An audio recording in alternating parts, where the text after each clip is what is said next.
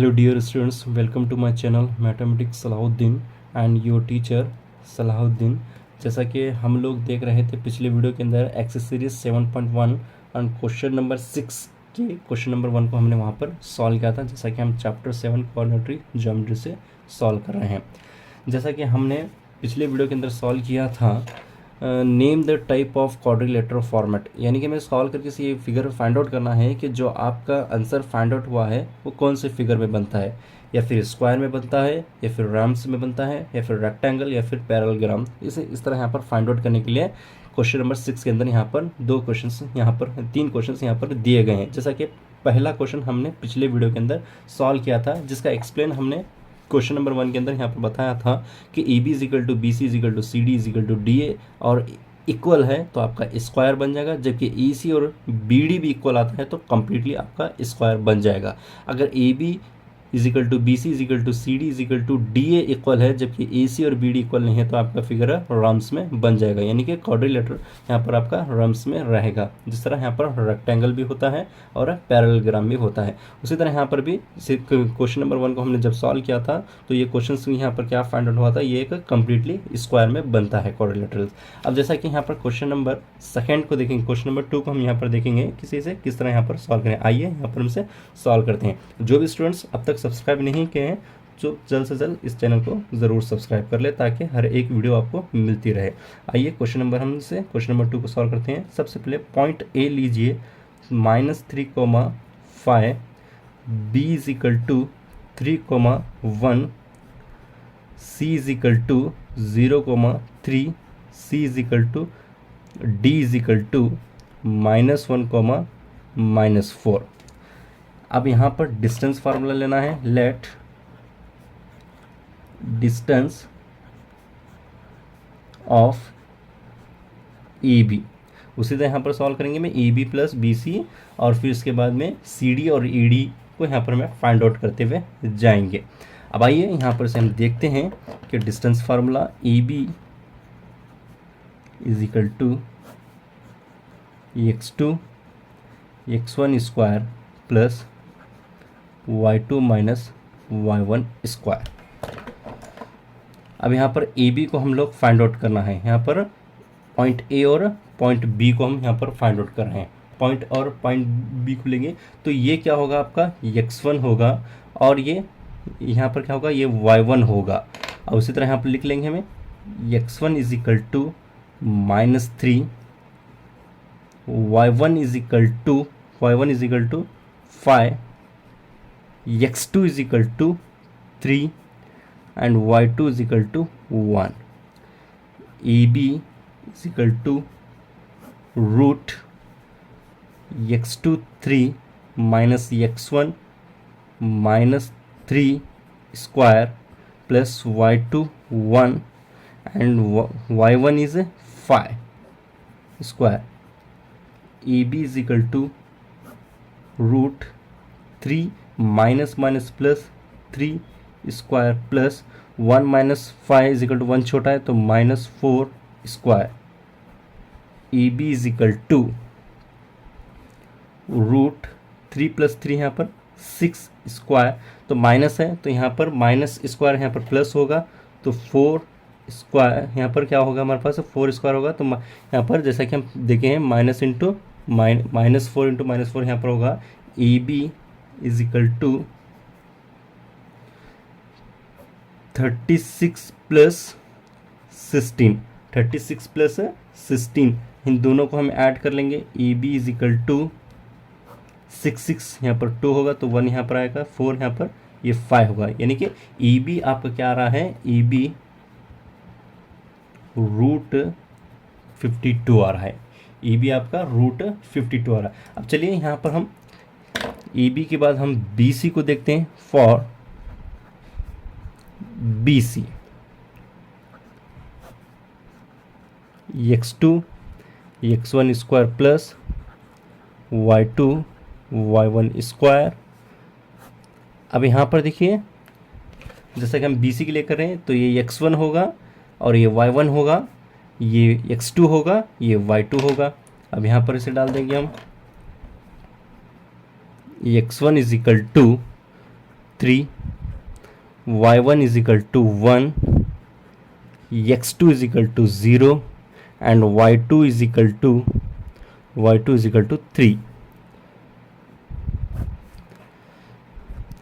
x2 आपके पास 0 रहेगा, x1 आपके पास 3 रहेगा स्क्वायर का स्क्वायर प्लस, और y2 आपके पास यहाँ पर 3 रहेगा और y1 आपका यहाँ पर 1 रहेगा स्क्वायर का square is equal to -3 square plus 2 square root. तो यहाँ पर इसे भी ऐड कर लेंगे, मैं -3 into -3 is equal two plus होगा तो 9 होगा, तो यहाँ पर ये 4 आएगा, तो BC इज इक्वल टू √11। यहाँ से देखो यहाँ पर AB भी इक्वल नहीं आ रहा है जबकि BC भी इक्वल नहीं आ रहा है। अब यहाँ पर हमारा फिगर यहाँ पर क्वाड्रिलेटरल नहीं बनेगा शायद। यहाँ पर देखिए BC इज इक्वल टू √11 यहाँ पर आ रहा है। अब ये BC के बाद हम लोग यहाँ पर देखते हैं, BC के बाद हम लोग CD को यहाँ पर फाइंड आउट करेंगे। फॉर CD यहाँ पर हम लोग CD को यहाँ पर फाइंड आउट करेंगे।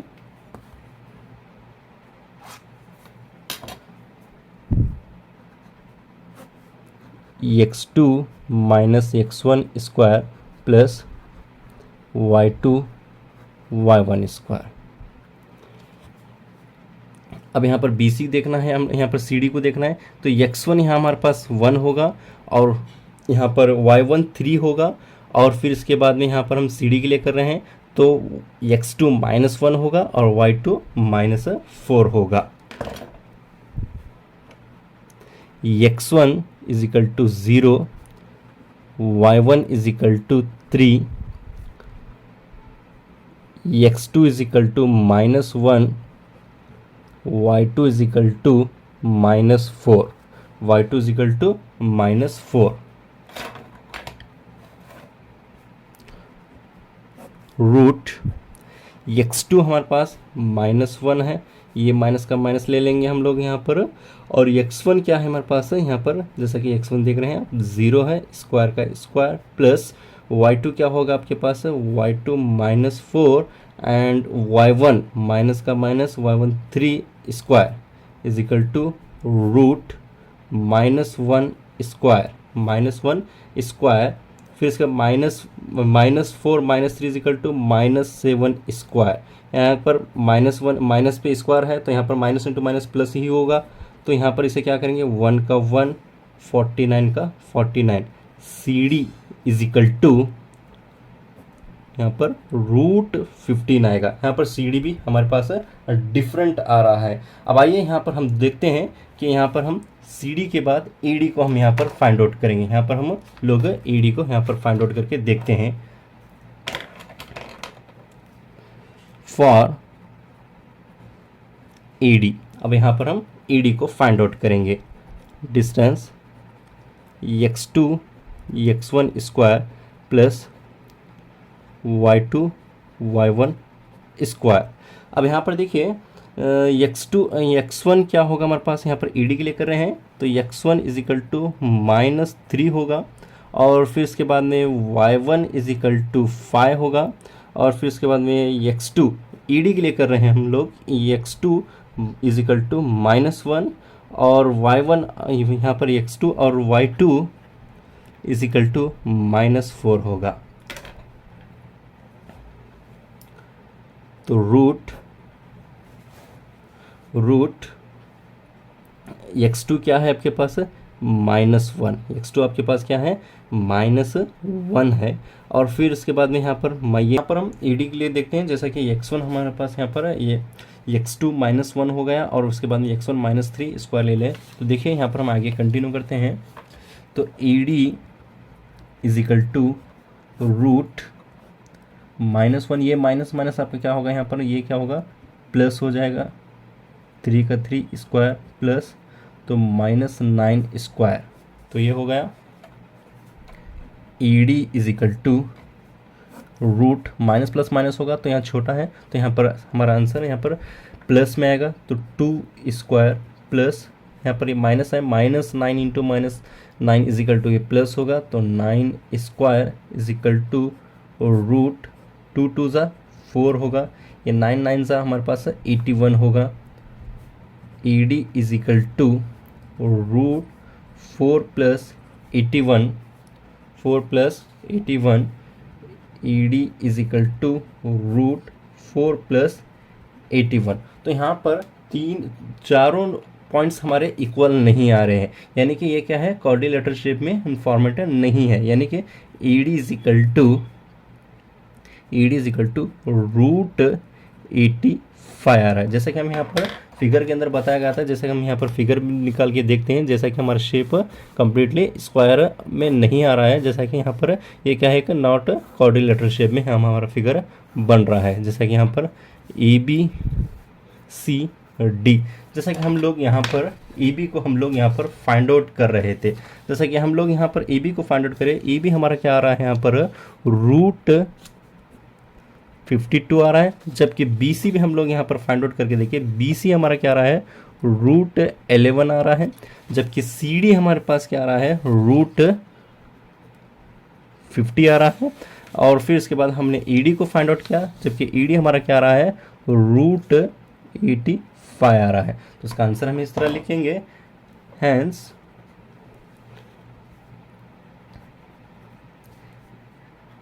EB is equal to not, BC is equal to not, CD is equal to not AD। So no quadrilateral. यहाँ पर दोनों शेप में हमारे पास क्या है, क्वाड्रिलेटरल शेप में नहीं आ रहे क्वाड्रिलेटरल।